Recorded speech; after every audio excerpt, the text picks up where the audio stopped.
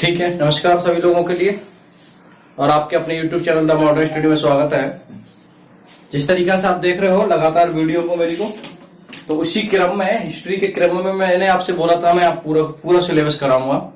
तो पूरा सिलेबस को लेके चलते हुए नमस्कार सभी को। तो पूरे को लेके चलते हुए आज मैं स्टार्ट करूंगा लोधी वंश। देखो आपको पता है मैंने पिछले वीडियो में आपको बता दिया है, तो इसमें स्टार्ट करेंगे हम लोधी वंश। आ रहा भाई, लोधी वंश क्या स्टार्ट करेंगे? लोधी वंश बंदेंगे। लोधी वंश को ही बोला जाता था अफगानी वंश।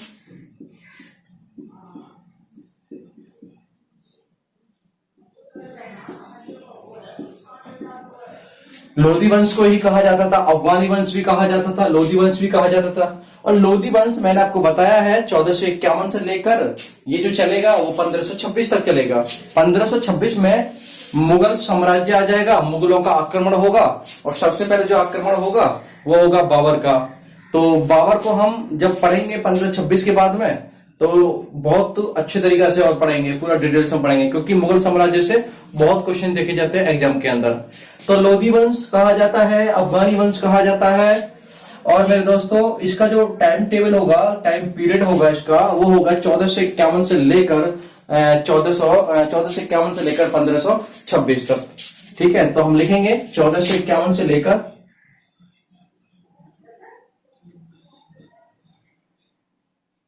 1526 तक। मेरे प्यारे बच्चों, इस लोधी वंश के अंदर केवल और केवल 3 शासक आएंगे। सबसे पहले आएगा बहलोल लोधी, जो इसका संस्थापक होगा, जो मैंने आपको इससे पिछली वीडियो में दिया है। और दूसरा होगा सिकंदर लोधी और तीसरा होगा इब्राहिम लोधी। ठीक है भाई, तो मैं इधर को लिख देता हूं। सबसे पहले जो आएगा वो आएगा बहलोल लोधी। वो कौन था? ये संस्थापक था उसका। और जो दूसरा आएगा वो आएगा सिकंदर।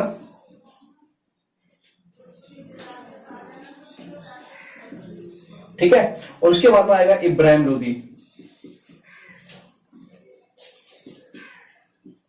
और इब्राहिम लोधी के साथ ही दिल्ली सल्तनत जो होगी वो मेरे प्यारे बच्चों वो खत्म हो जाएगी। दिल्ली सल्तनत वो खत्म हो जाएगी। और उसके बाद में जब इब्राहिम लोधी का शासनकाल चल रहा होगा, इसका टाइम पीरियड चल रहा होगा, उसी समय पर बाबर जो होगा वो 1519 में आक्रमण करेगा। ठीक है, तो वो सारी ही चीजें मैं आपको बता दूंगा। ठीक है, तो सबसे पहले हम पढ़ेंगे बहलोल लोधी। तो यहां से पढ़ाना स्टार्ट करते हैं।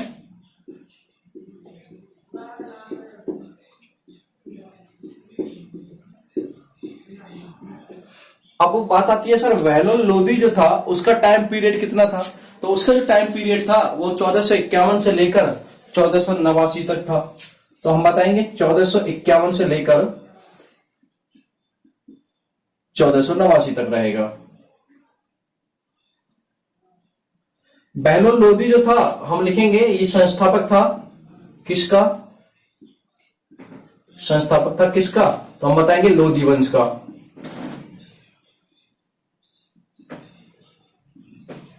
इन सारी चीजों को आप समझ चुके हो।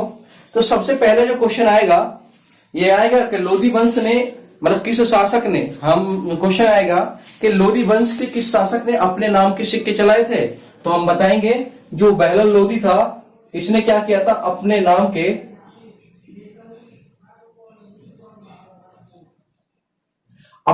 के ही इसने क्या करे थे? सिक्के चलाए थे। ठीक है, अपने नाम के सिक्के चलाए।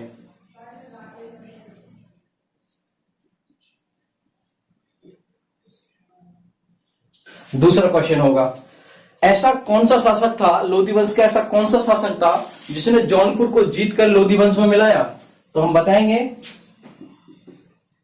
बहलोल लोधी था जिसने जौनपुर को जीतकर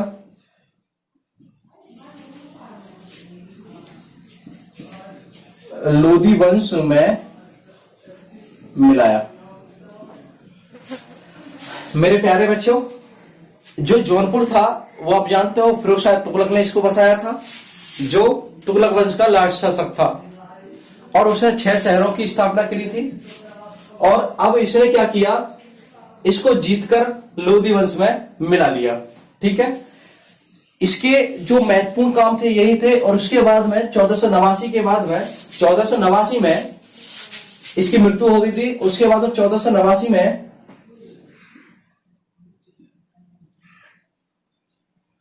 एक और नया शासक आया जो 1517 तक चला,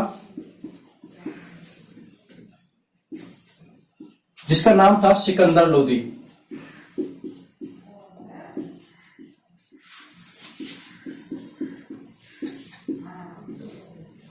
ये दूसरा शासक था, ये पहला था। ठीक है। सिकंदर लोदी को टाइम पीरियड था वो कितना था, 1489 से लेकर 1517 तक चला था। इसके जो टाइम पीरियड था इसके टाइम पीरियड में कौन कौन सी मुख्य घटनाएं हुई ये हम बहुत अच्छे तरीके से देख लेंगे। कौन कौन सी महत्वपूर्ण घटनाएं हुई जो एग्जाम व्यू से, एग्जाम लेवल से वो ज्यादा महत्वपूर्ण होंगी। तो सबसे पहले यूरोपियों का आगमन हुआ था। तो मेरे प्यारे मित्रों, तो हम लिखेंगे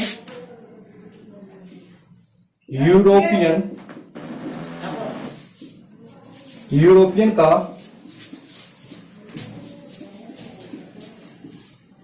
आगमन। सबसे पहला कि यूरोपियन का आगमन हुआ। और यूरोपियन था, पहला जो यूरोपियन था उसका नाम था Vasco D gamma.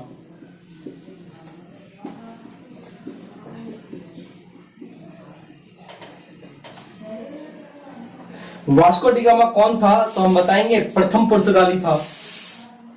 Vasco D gamma कौन था तो यह था पुर्तगाली। और पुर्तगाल की जो राजधानी थी वो कौन सी थी तो हम बताएंगे पुर्तगाल की राजधानी थी वो थी लिस्बन।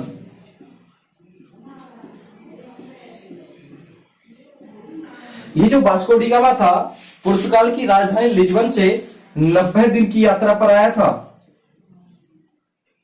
90 दिन की यात्रा पर। और जब 90 दिन की यात्रा पूरी हो गई मेरे दोस्तों, तो 17 मई 1498 में केरल के कालीकट बंदरगाह पर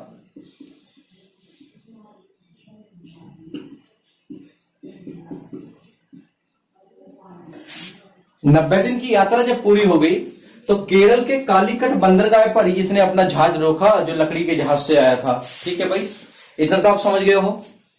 उसके बाद में पहली घटना ये थी जो एग्जाम व्यू से बहुत इंपॉर्टेंट होगी। उसके बाद में दूसरी जो घटना होगी, दूसरी घटना ये थी कि जो सिकंदर लोदी ने अपनी राजधानी, सबसे पहले आएगी कि दूसरी जो घटना होगी वो होगी आगरा की स्थापना।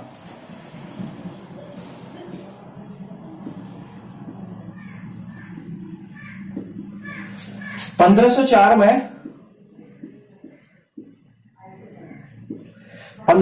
में आगरा की स्थापना हुई क्योंकि सिकंदर परेशान हुआ राजस्थान के राजपूतों से। सिकंदर परेशान हुआ राजस्थान के राजपूतों से, और राजस्थान के राजपूत लगातार सिकंदर पर आक्रमण किए जा रहे थे। और इन राजपूतों से परेशान होकर 1504 में आगरा की स्थापना की। और स्थापना करने के बाद में आगरा का जो नाम रखा था इसने, आगरा का जो नाम रखा था वो रखा था सिकंदराबाद।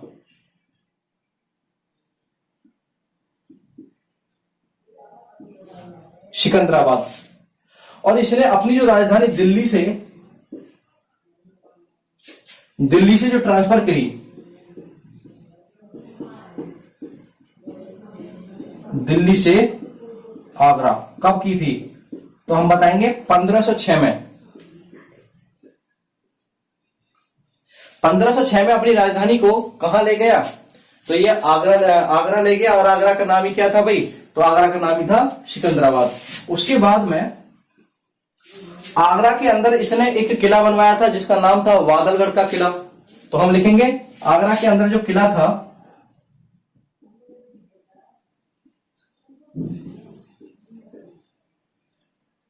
वादलगढ़ का किला, वादलगढ़ का किला। तो आप इतनी जानकारी तो समझे होगे भाई। उसके बाद में दिखाई दे रहा है। अच्छा, आगे दोबारा कर समझ लीजिए। सबसे पहले लोधी वंश का जो संस्थापक था वह लोधी था, जिसका टाइम पीरियड जो रहा है वो 1451 से लेकर 1489 तक रहा है। ठीक है भाई, 1489 तक रहा है। संस्थापक कौन था? लोधी, सॉरी, संस्थापक कौन था भाई? वैरो लोधी।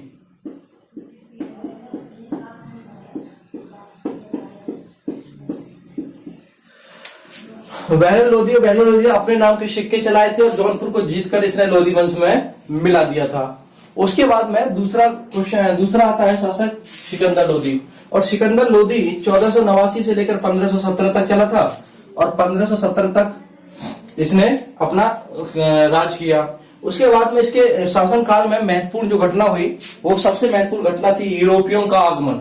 यूरोपियों का आगमन हुआ और यूरोपी कौन था? वास्को डी गामा एक पुर्तगाली था जो पुर्तगाल से आया था। और पुर्तगाली जो था उसकी राजधानी कहां थी? तो हम बताएंगे लिस्बन। और लिस्बन से आया था जो 90 दिन की यात्रा पर आया था। 90 दिन पूरे होने के बाद में 17 मई 1498 को वो केरल के कालीकट बंदरगाह पर आकर लकड़ी के जहाज से रुक गया और वहां पर उसने भारत की खोज की। तो कहा जाता है भारत की खोज किसने की? 1498 में भारत की जो खोज की थी वो वास्को डी गामा ने की थी। इतनी बात तो आप समझ चुके हो।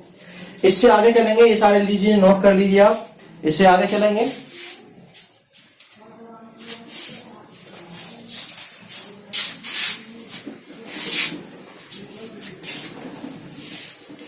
आगे देखेंगे भाई। कवि के रूप में प्रसिद्ध था। तो एक क्वेश्चन आता है कि सिकंदर लोधी जो कवि के रूप में किस नाम से जाना जाता था?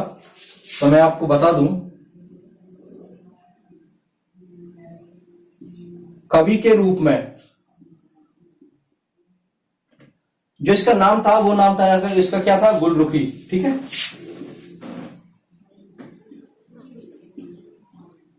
गुलरुखी। ठीक है भाई, क्या नाम था? गुलरुखी। ठीक है, उसके बाद में जो सिकंदर लोधी था उसने आयुर्वेद पर एक पुस्तक लिखी।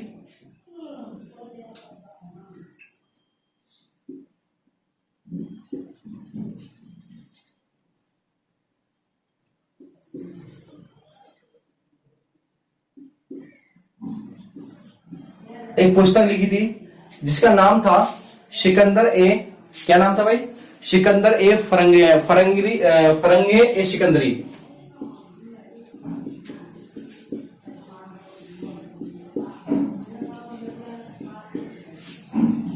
फरंगे सिकंदरी। क्वेश्चन आता है कि आयुर्वेद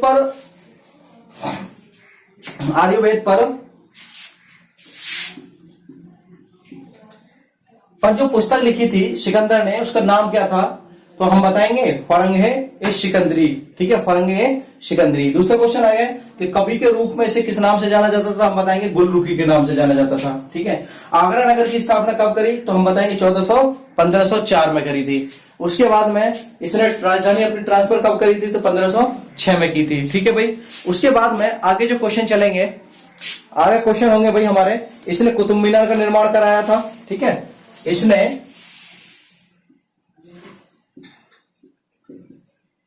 कुतुब मीनार की मरम्मत कराई।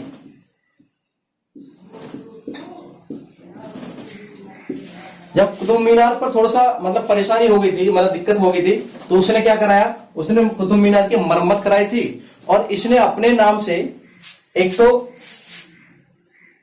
देखो, एक तो भूमि नापक जो पैमाना था, एक तो वो चलाया था गज ए सिकंदरी। ठीक है, उसका नाम था भूमि नापक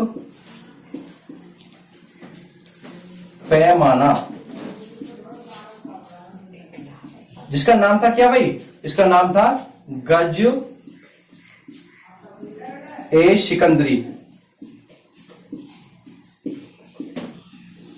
ये एक गज बराबर 30 इंच हुआ करता था। एक गज की जो वैल्यू हुआ करती थी वो 30 इंच हुआ करती थी। और उसके बाद में कुतुब मीनार का इसने क्या करा था? निर्माण किया था। ठीक है, एक गज बराबर, एक गज की वैल्यू जो थी वो 30 इंच थी। तो ये सारी चीजें किसकी हैं? ये इंपोर्टेंट क्वेश्चन बनते हैं सिकंदर लोधी से। देखो भाई, अब जो हम देखेंगे वो हम देखेंगे क्या? इब्राहिम लोधी। ठीक है भाई, अब देख लीजिए इब्राहिम लोधी। अब इब्राहिम लोधी जो था वो 1517 से लेकर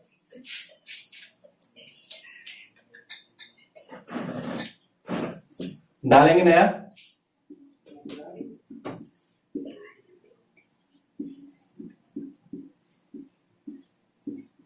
इब्राहिम लोदी। और इब्राहिम लोदी जो था 1517 से लेकर 1526 तक। ठीक है भाई, 1517 से लेकर 1526 तक जो शासनकाल चलेगा, टाइम पीरियड चलेगा, वो किसका चलेगा? तो वो चलेगा इब्राहिम लोदी का चलेगा। ठीक है, इब्राहिम लोदी का चलेगा भाई। अच्छा, इब्राहिम लोदी से कौन कौन से कॉन्सेप्ट, कौन कौन से क्वेश्चन इंपोर्टेंट बन जाएंगे वो मैं आपके लिए बताता हूं। सबसे पहले बनेगा भारत का अंतिम सुल्तान कौन था? भारत का अंतिम सुल्तान, तो हम लिखेंगे भारत का अंतिम सुल्तान